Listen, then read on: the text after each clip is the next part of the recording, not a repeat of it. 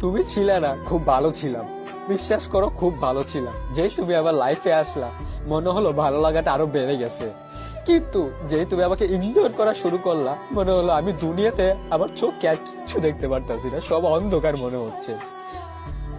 তোমাকে এতটা পরিমাণে ভালোবাসি, আর সেই তুমি কিনা আমাকে ইগনোর করো। তোমার কাছে হয়তো বা আরো 10টা অপশন আছে, যে 10টা ছেলে থেকে একটা ছেলে চলে গেলে কি হবে, বাকি 9টার সাথে আমি এসএমএস এ টেক্সট করব। কিন্তু আমি এতটা পরিবারের পাগল ছিলাম তোমার জন্য, যে তুমি অনলাইনে কখন আসবা, তোমার অ্যাকাউন্টে আমি 14বার রিফ্রেশ দিতাম যে তুমি অনলাইনে আসছো কিনা, অনলাইনে আসছো কিনা। তোমাকে আমি এসএমএস দিব, তোমার এসএমএস এর আমি উত্তরটা কখন পাবো।